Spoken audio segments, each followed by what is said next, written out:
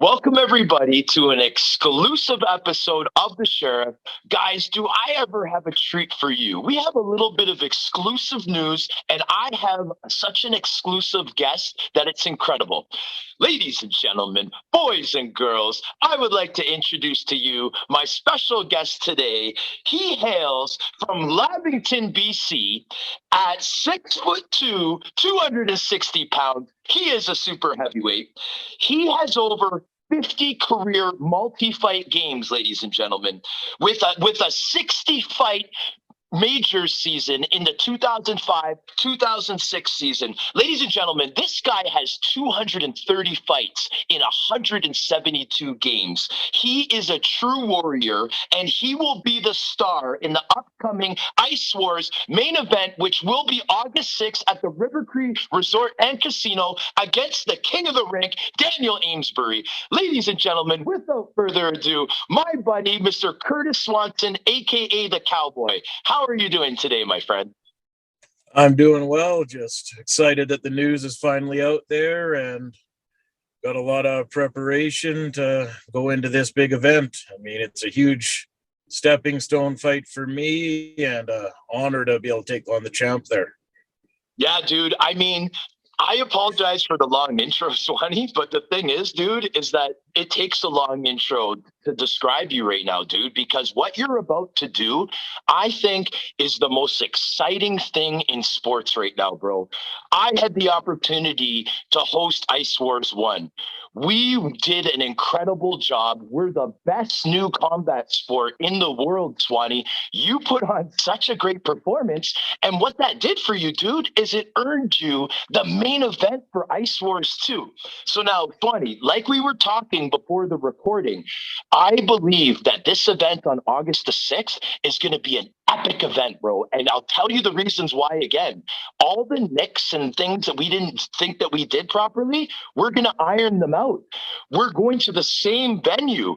We're going to sell that place out. The pay-per-view is going to be off the hook because everybody's heard about us and now they're going to be able to see us live. Swanee, how do you feel? Like me saying all this stuff, how is it making you feel? Like, are you getting goosebumps? Do you get fired up? Explain to the listeners how you look at this.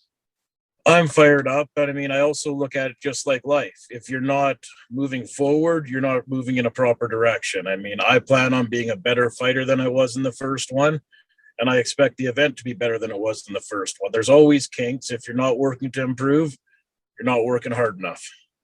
That's it, buddy. And you know what? That reminds me of a saying that Mr. John Morasky always says, that if you're not losing fights, you're not fighting guys tough enough. Right?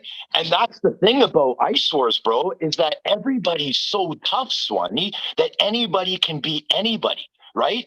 But it takes earning some value in our company like you did in the first one to get that opportunity to fight the king of the ring. So now let me ask you a couple questions, Swanee, because this is hot off the press, bro. I saw this poster maybe an hour ago. Okay, the main event, right? When did you find out that you were going to be doing this?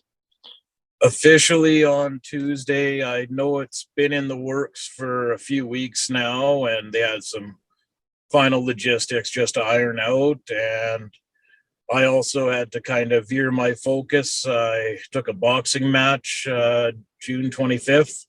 Oh, wow. So I stepped right out of my comfort zone into a different arena, and I was able to pull off a split decision in Cold Lake for Titans Boxing Club. They cornered me and convinced me to step into the ring there.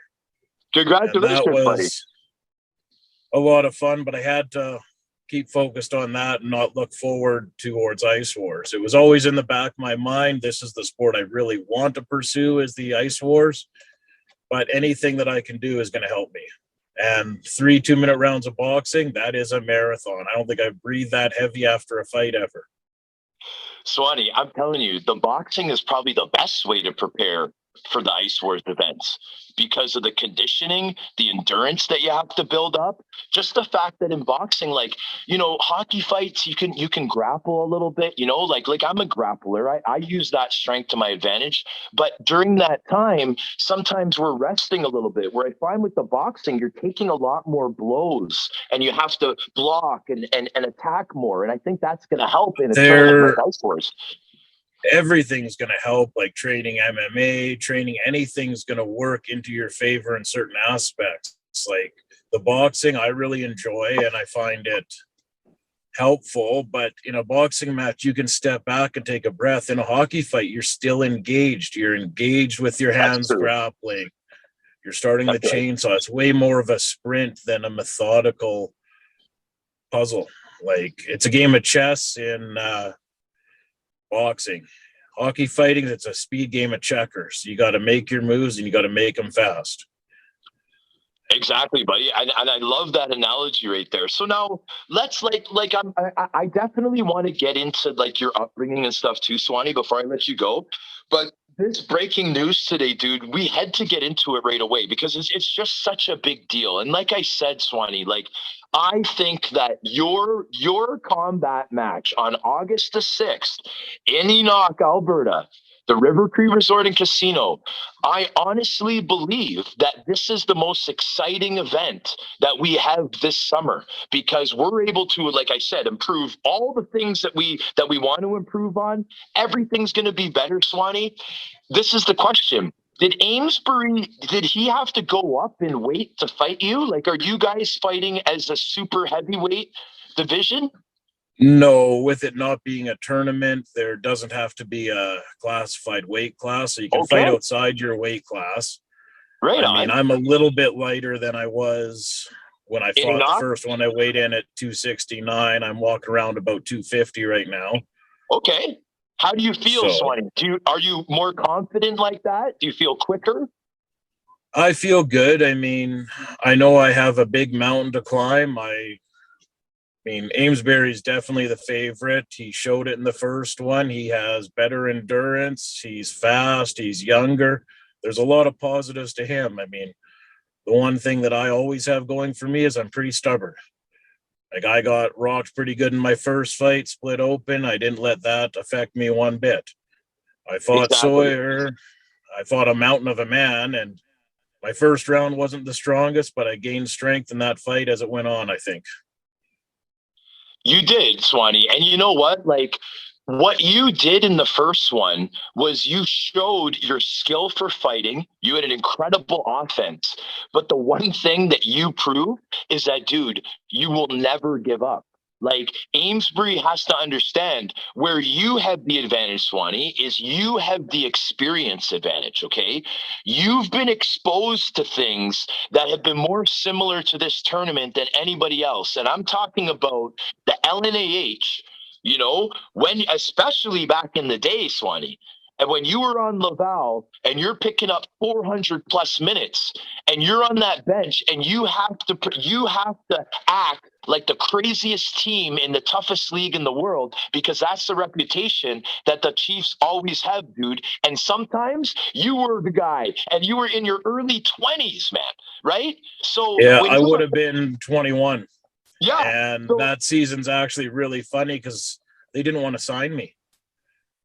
They got convinced by Kurt Walston, the assistant coach, to sign me. And then they're like, well, you'll only play the occasional game. You'll be doing crazy shit and, expect to be suspended, play 1 in 3 games. We'll bring you in against the tough teams. And we have a few guys who didn't show up for the year. Rosensoff left early. And then I had 67 fights and 42 games. Yep. I banged up my shoulder. I was ahead of Dubé and Parker both with fighting majors with 2 weeks to go in the season. So they ended up surpassing me. And I think with preseason and playoffs, I ended up with 72 fights in the season. Wow. I mean, it's incredible because I've been in the league and I've seen you do it. And you know what the funny thing is, Swanee? The one thing I wanted to bring up that I always forget when I see you is, do you remember the game in Tetford Mines? I was playing for the Marquee and we had never fought yet, right? And it was kind of like towards the end of the year. So you know how those games I are want to kind of say you were in Saint Hyacinthe because I don't think we played against okay. each other when you were in That's right. Marquee. I was You're already right. done. You're right. I was in Saint Hyacinth, the top design. We hadn't fought yet. It's towards the end of the season, and you were out there against me, and you're like, McMorrow, we gotta go. We gotta go. We haven't gone yet. We gotta go. And then I didn't want to go because I think our coaches said like that we didn't have to fight that night and we could just play. And my hand was kind of banged up, and I'm like, dude, I don't want to fight a fucking marathon. Excuse my language, a marathon fighter when my hand's sore. You know what I mean? Like, I'm like, the playoffs are next weekend. You know, I was kind of playing a little bit like at that point in my career, you know, and then you're just like, and then I'm like, screw off, Swanee. And you're like, no, we're going. And you grabbed me and just, you had the greatest grip. I couldn't get out of it. And you went boom, boom. I think I just kind of grabbed you, maybe got a little rabbit punch in, and then we went down. But like, dude, you let it be known that you were doing it. Like, you told me, you didn't jump me. You gave me a big warning. You said, we're going right now. I gave you the no. You said you have no choice, and you you laid it on the line. And I love that about you, dude, because that's how you played your whole time. You were very honest, Swanee. Like, let's say you were in a scrap, the guy lost his balance, you would actually kind of back up, let him get back up and start again. We're like, you know, I don't know if you guys are buddies or not, but I found that, like, you know, Duplain, for example, a guy that you played with, if that happened with him, he would just kind of jump on the guy and then it would be over, where you would back up and actually want to go to battle. Right? Yeah, I'm more of a showman. Like, Duplain was great at what he did. He Yes. ended up on top a lot of his fights, but he wasn't the guy who was there to put on a big show. He was the guy who was there to win a quick fight, turn the momentum, and he did well against everyone, utmost respect. Yep. But he wasn't, like, he's given me shit a ton of times for letting guys back up and then they get a little bit of the upper hand on me. But I'm like, well, that's what they're paying me for. They want the show. For the fans. I just kind of wanted to get like because my listeners, like my base, Swanee, like most of the people that follow my show are big fans of Tough Guys, right? Because they're people that support me. That's what I had to do. And then so when I do shows about other Tough Guys, they're really interested because that's what they already like. So I really like to go to the beginnings. You know what I mean? So like Lavington, BC, is that the birthplace or is that kind of where you grew up like as a young lad? Pretty much both. Born in Vernon at the hospital. Lavington's in between Vernon, Lumbee, and spent most of my minor hockey in Lumbee. I didn't start till I was 12, and then really, went and tried out for Junior B just for shits and giggles because I played like midget house, midget single A, and wasn't a skilled player. Never have been a skilled player. You guys all know that. Well, you know, it depends if you're talking about, you know, summertime shinny. I'm sure you can see some dangles from Swanee, but in the middle of the season, the LNAH, he's coming out there to go center ice and you know, change the momentum, right? But it depends where you're playing, right, Swanee, about the skill? Not really. My skill's pretty limited. I got a few more moves in summertime beer league, but still definitely don't stand out by any stretch. I hear you, buddy. It's all good. So, so hold on. You're not going to get off that easily, buddy. So 12 years old. 12 years old was the first year that you played hockey? Was that the first time you put on skates? Yeah, like I'd put on skates a little bit as a kid, but never played organized, played house for my first 2 years, could barely skate. Yeah.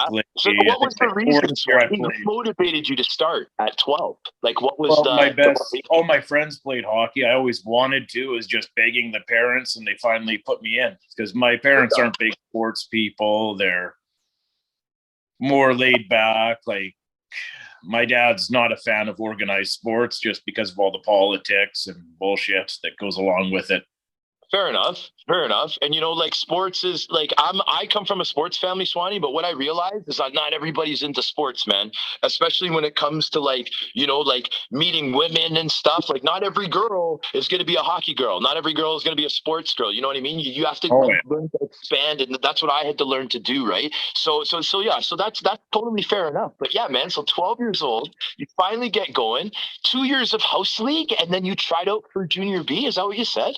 No, I played until I was 18, graduated high school. Like first, I guess 3 years were house, played bantam single A, played midget house. Our team folded halfway through the year. And then the next year I played midget single A. Me and our co-leading scorer tried out for the same team, and they cut him from Princeton and ended up keeping me because I fought 6 times in the 3-day camp. And then I was staying in my car down by the river, eating hot dogs and beans, whatever. Yeah. Okay, so Swanee, what team was this? Say that again. What team was this? Princeton Posse. So the Princeton Posse. And so this is a junior B team? Yeah, I briefly played there for about a month and a half, and then they shipped me up to Slave Lake, Alberta, and I played there the rest of the year, and that's where I met Kurt Walston, who, without having that connection, I guarantee I wouldn't have made it to Quebec. Wow, man. So right after that was when you split the season pretty much with the team in Saguenay and the Laval Chiefs. As a 21-year-old, Swanee, or were you 20? How old were you?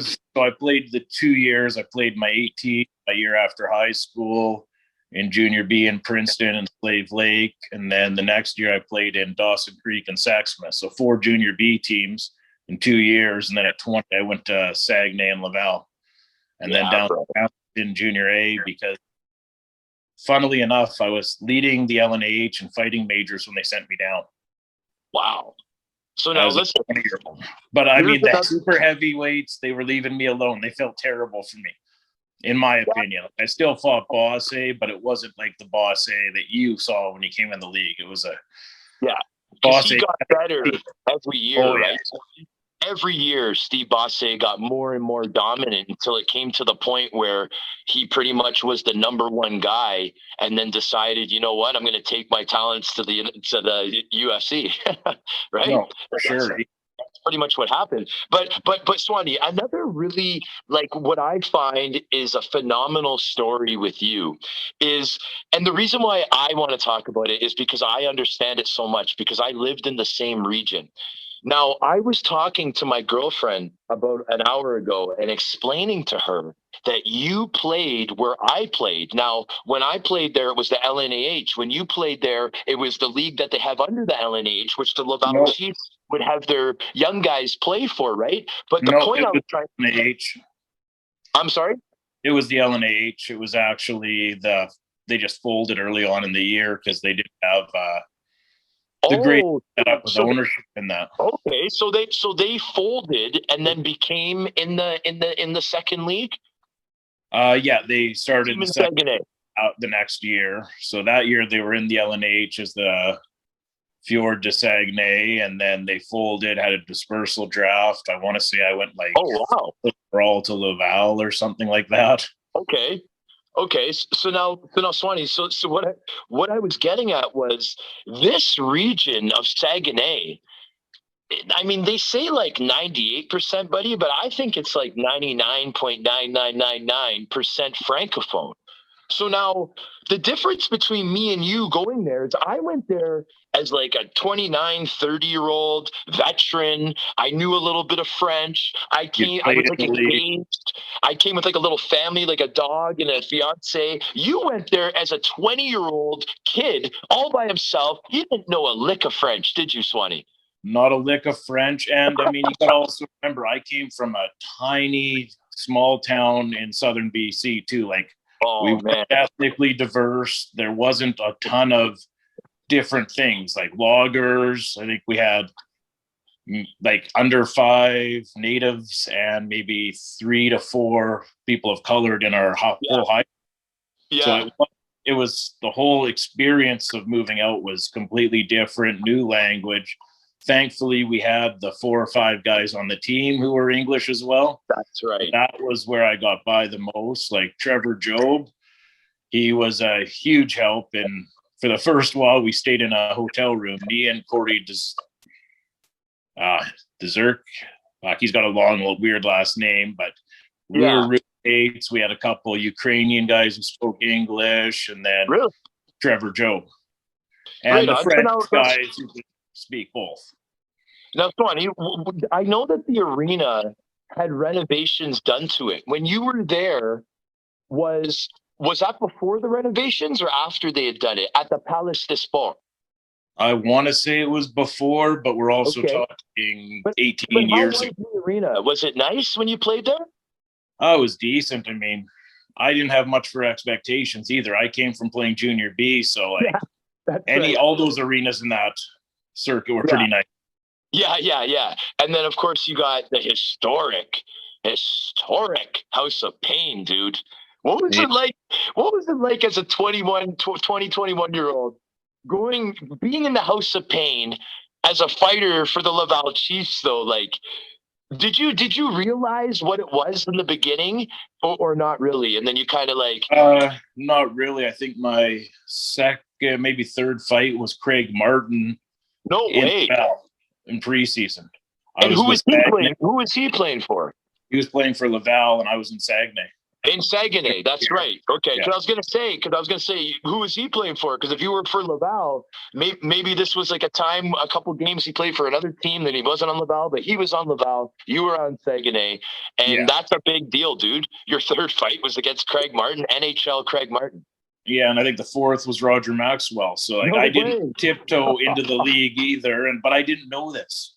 I got by, like, I knew these were big, tough guys, but I didn't know any of their history, which helped a lot because I wasn't overwhelmed and like, holy fuck, I shouldn't be doing this. It was just me going out there doing what I thought I had to do. There was no major internet, no big things. Like, I just knew these were tough guys. They told me to stay away from Pat Cote, and I understood that.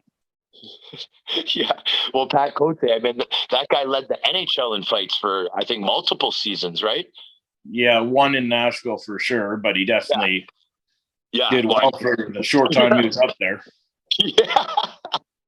Man, it blows my mind, Swanee. Like, you know how there's that poster where it has the starting 5 of where it's Sugden, Cote, Burnett, Bosse, and I think Rabi makes the 5th one. You know that now that picture, I believe, is taken in St. George de Beauce.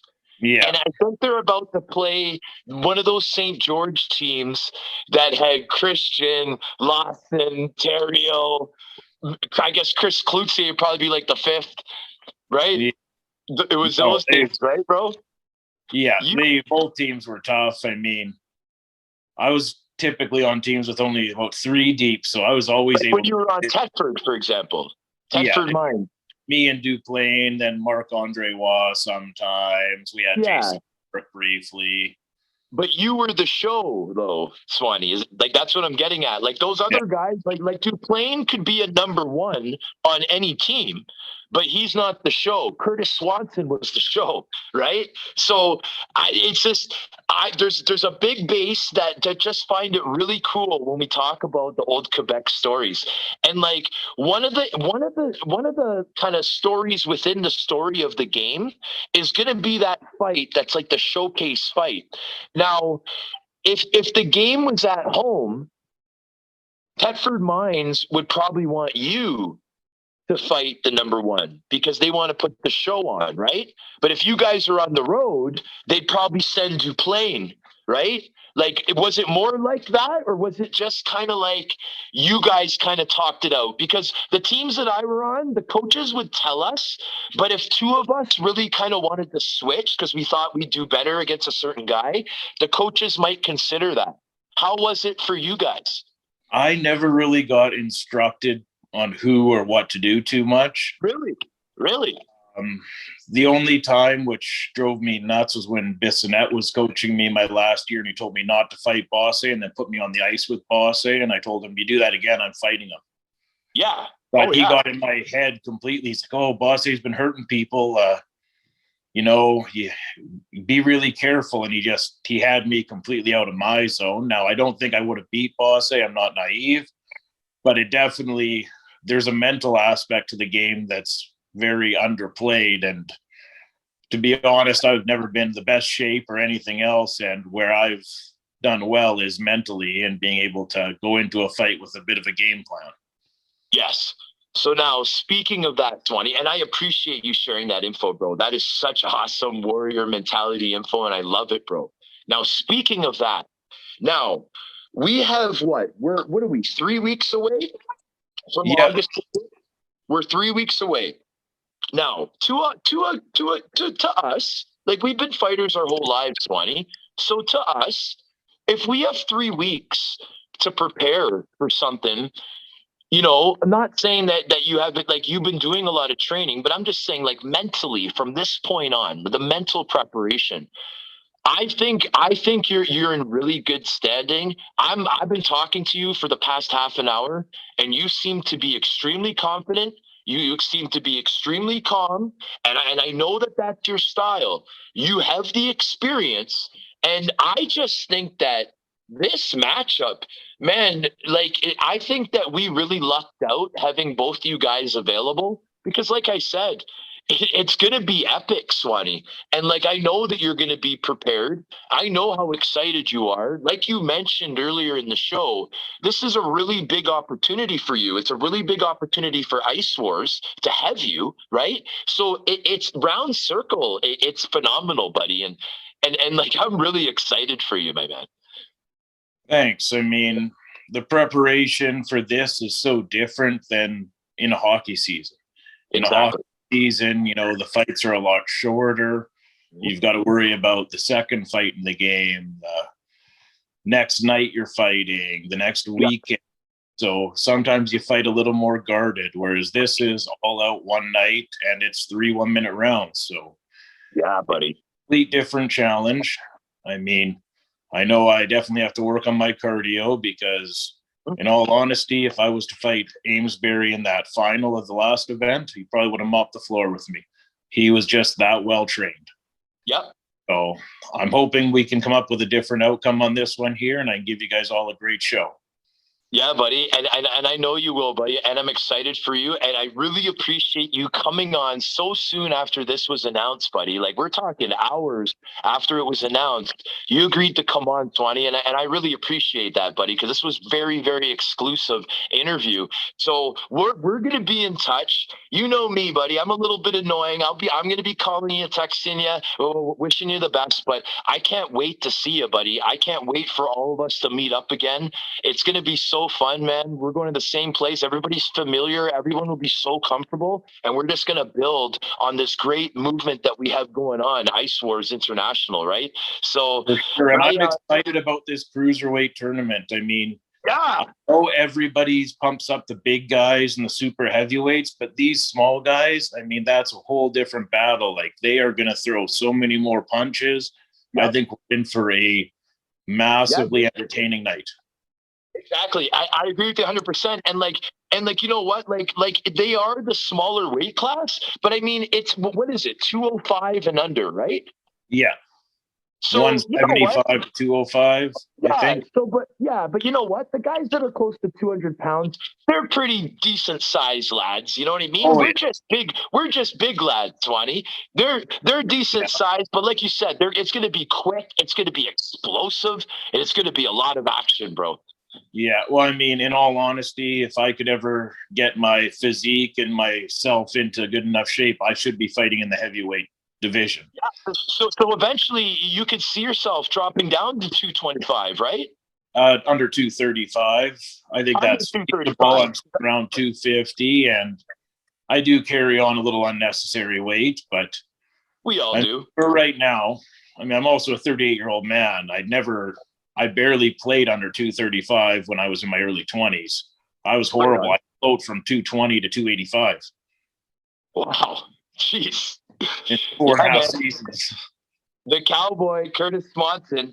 So, dude, I think that I may ask, like, I probably will be asking you, like, just right before the event. Maybe I'll catch you at the hotel, like, the night before, the day before. But we'll definitely be talking to you before, buddy. But man, I wish you the best in your preparation, Swanee. I'm so excited for this event. I'm a big fan of both of you, but I've known you a heck of a lot longer, bro, and I'm very, very proud that you're in the main event, bro. Like, this is a really big deal. It's a pay-per-view event, Swanee. You know all the implications, and you're proud to do this. You're putting it on the line, and you're a brave man, and I appreciate that, bro. And I want to thank you, like personally, because it's really cool shit, man. Yeah, I really appreciate the opportunity. And I mean, I never thought if you had asked me 2 or 3 years ago if I'd be doing something like this. I was out of shape, Cool. just focused on my company and working. And for whatever reason, I got COVID there last summer and kind of spurred me to get back in shape. And this kind of all just fell into place. And I'm really looking forward to coming out and competing. Yes, buddy. Awesome, bro. So we'll end it just like that on a positive note. So I want to thank the listeners for tuning in to another episode of The Sheriff featuring special guest, Mr. Kurtis Swanson, the Cowboy, the main event competitor this August 6th at the River Cree Resort and Casino. So we're going to sign off now, guys. Woo!